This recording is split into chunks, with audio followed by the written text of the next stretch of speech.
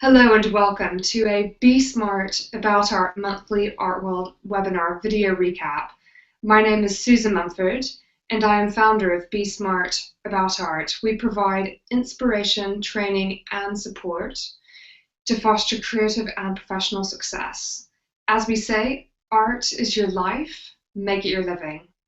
Our guest speaker in today's session is Stephen Sparling.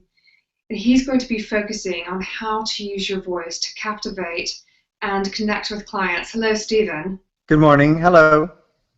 Pleasure to have you here, Stephen. A little bit about you that I have is that you're a professional actor with 25 years experience in theatres across the UK and Canada, including London's West End. He's been teaching voice and coaching performance since 1997. And is currently on the teaching faculty of the London College of Music. Impressive. He's currently pursuing a PhD in Creative and Cultural Entrepreneurship at Goldsmiths College, the University of London, and is the founding and managing director of the Thriving Creative, focusing on training business, marketing, and communication skills in creative workers, which is excellent, so spot on of Be Smart About Art, of course. So Stephen's aim in today's session is to help you understand why spoken language is imperative in the creative industries today and what you can do to start increasing your impact. Before we delve into three key areas that Stephen will take us through, Stephen, would you just give us a few words about why you do what you do? Absolutely. Thank you, Susan. As you mentioned, I've been an actor for really my entire life. And I always enjoyed being an actor, and yet the funny thing was, often as an actor you can feel quite powerless because there are so many things out of your control. In 2010, I started my MA in creative entrepreneurship, and it was a really interesting, pivotal experience because it gave me a new lens with which to view my creative practice, and it gave me a kind of business lens to view it with.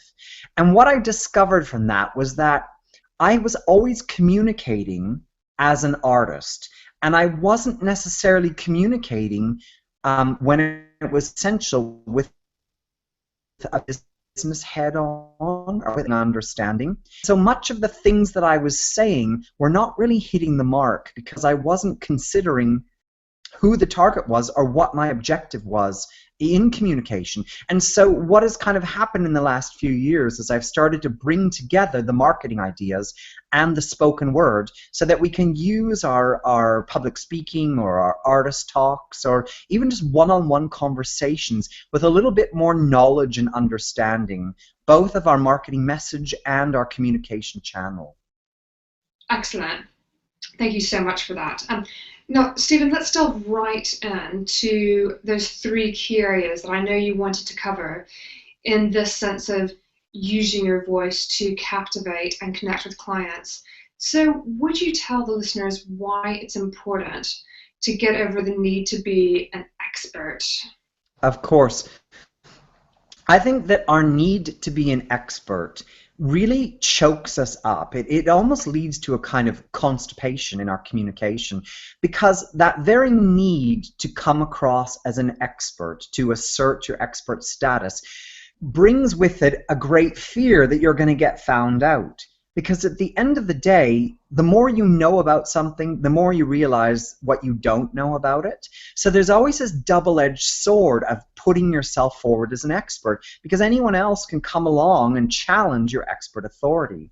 And that fear causes our throat to tighten, it causes our breathing to tighten up, it causes our thoughts to get a bit fuzzy. We end up being 3 sentences ahead of ourselves, thinking about where we're going, and 2 sentences behind ourselves, analyzing what we've said. So I think we need to chuck the idea of the expert out the window and just start communicating on a more human level, which is, I know something about what I'm talking about. I maybe don't know everything, and that's okay because that's enough for us to have a conversation about it. So it's kind of removing the stress of that expert status and allowing us to speak more on a one-to-one human level.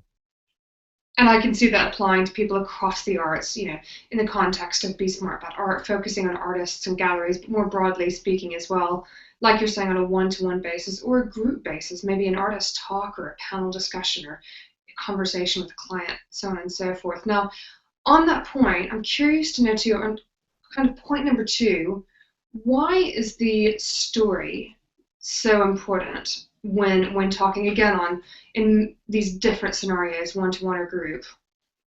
The thing with the story is that we constantly make up stories about other people. Most of the time we pass our time in a tube carriage making up stories about the other people who are in the tube carriage based on, you know, what they look like, based on how they hold themselves, based on conversations they're having. We come to a whole bunch of assumptions about them, and some of them are right and some of them are probably wrong. And so the thing with story as an artist is you can either let other people make up a story for you, which may not be the story you want to communicate, or you can take charge of the marketing and tell your story and tell the story that best serves the needs of your art practice. And so that's why I think it's really crucial that artists and creative people not come up with, because you don't invent a story. What you do is you unveil your story. But it's about deciding what are the key elements of your story that are going to have the most impact, and then making sure that you communicate those in ways that other people can understand. And Stephen, am I right in understanding as well that the story might be about an individual work of art, it could be about a body of art, it could be your own story, it could be the story of an artist you're talking about. Is that right?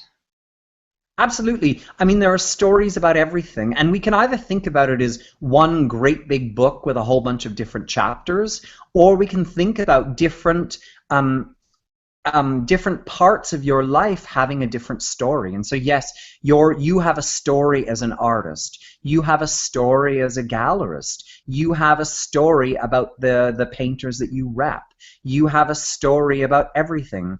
And it's just about getting clear about that and telling it in ways that because people enjoy listening to stories, especially if they're well told. And a well told story will be remembered for years to come. And needless to say, when people work with you and clarify what their own message is, then it means other people can understand it. Because if we don't have an understanding ourselves, then how would anybody else understand that? Exactly. We have to begin from a place of clarity.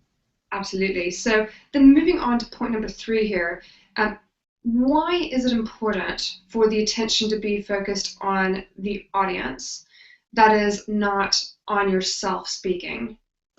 Part of it is about nerves. The more that we think about ourselves, the more we start noticing, oh, my breath is, I'm feeling a bit anxious, or oh, my knees are quivering, or oh, I'm forgetting my words.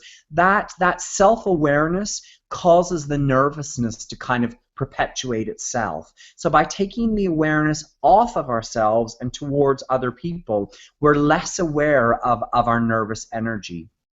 At the same time, if we think about it from a marketing standpoint, you're trying to get the audience to take some kind of an action, whether that's to take an interest in you as an artist, or whether it's to buy one of your works, or whether it's to come to your next opening, or whether it's to tell their friends about it. You always want that audience to take some kind of action. And the only way you can do that is if you focus on them and their needs and why your story is relevant to them. That's excellent. That's brilliant, Stephen. Thank you so much for that insight. I think there's three areas of getting over being an expert, understanding the importance of the story, and then focusing on the audience. Really will help people be able to use their voice more effectively in their art practices. So thank you. And how can people keep learning from you going forward, and also keep up to date with your activities? Well, I have two websites. One is my personal website, www.stevensparling.com, and that's Stephen with a V, S-T-E-V-E-N, Sparling, S-P-A-R-L-I-N-G.